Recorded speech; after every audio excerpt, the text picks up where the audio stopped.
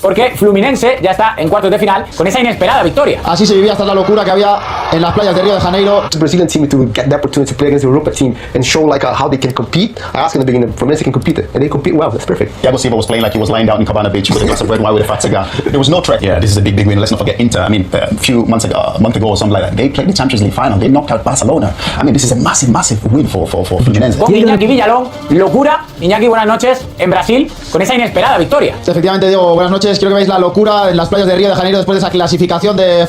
Eles não querem acreditar que foi possível o Fluminense ter eliminado da forma que eliminou a Inter de Milão. Mas é isso aí, se gostar desse conteúdo, já segue o perfil, deixa aquele likezão, porque aqui a gente vai ficar trazendo reacts de coisas relevantes do mundo do futebol, direto ao ponto, sem muita enrolação e sem aqueles vídeos longos que muitos influenciadores postam. A gente aqui corta só o que realmente interessa e joga na internet para vocês consumirem o conteúdo. É isso aí, bora pra cima. De Fluminense con un auténtico partidazo, el equipo especialmente de John Arias.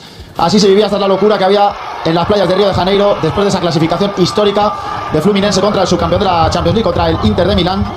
Y tras el partido no solo había fiesta. So they're there still on the pitch celebrating, and we can look at how they got there as well. Again, 2-0. It's funny to think that first goal felt like a year ago. Yeah. It was in the 3rd minute of the game, and I guess they got a bit fortunate, yes, Mikel, with this. They got a bit fortunate in the first one, and here with the cross as well, got a bit fortunate. Here we keep debating, could Jan Sommer come out and claim this? But I was just thinking, he thought between Damian and Dumfries, one of them could deal with it, but none of them did. And of course, the main man, Cano, was there just to slot it in there, just there, the header, in between Jan Sommer's legs. He just couldn't do anything about it. Very close range as well, so yeah. Yeah, he's a goal scorer. That's what he does. He gambles. That's what the best goal scorers do. They gamble for those opportunities. Yeah, Cano is a type of player. They're always inside the box. He's always looking for it, or deflections coming, bouncing for goalkeeper. And that header is really difficult to header because the ball bounces and then it has to be heading between the legs of the goalkeeper. That's what top goal scorers do. They always put themselves in the right position to score goals. If they're not scoring, they're in the right position to score. And if you put yourself in the right position, the goals will come. Look at his movement as well. Cano, he's having a look. Yeah. And again, it's that gamble. There's a massive gap between the defenders. He's like, no, I'm going to go in the middle of that gap. Yeah, you see, Damian and Dumfries, one of them should have dealt with it. That's what Jan Sommer thought. One of them could have at least headed the ball away, but none of them did anything. Of course, Cano was there just to score the goal. Brilliant goal in the first 3rd minute of the game. And we had to wait 90 more minutes for the second goal. But when it came, it was a Herculean effort by Hercules. Fantastic goal here on his left foot, bottom left. And I mean, this sealed the deal, didn't it? Fantastic goal. It's a great goal. He's taking 2 touches on the ball, and then look at the finish he has. It's a classic. The ball is kicking for left. The ball's going away from the goalkeeper on the ground. It's really difficult for a keeper saving that ball. Yeah, so Brilliant it's a really good finish. Brilliant strike with the left foot, yeah. And it's the one that won the game in the end. And again, what we don't see is Renato in there nearly run on the pitch, the manager, which I saw.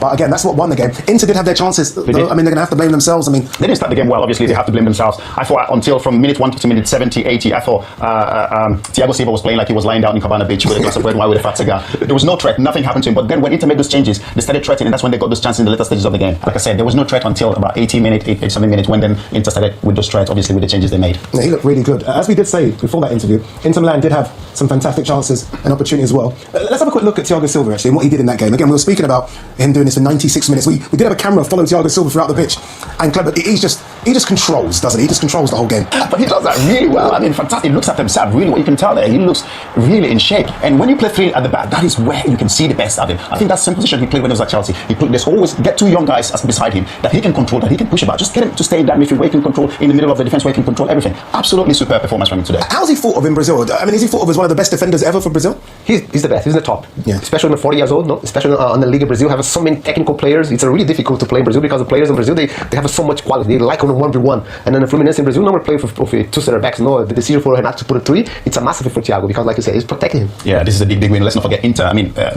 month ago or something like that, they played the Champions League final. They knocked out Barcelona. I mean, this is a massive win for Fluminense. Did Fluminense win it or did Inter Milan lose it? A bit of both. I think obviously Inter will be disappointed the way they started the game. There was pressure, there was nothing, there was no energy, they lacked everything.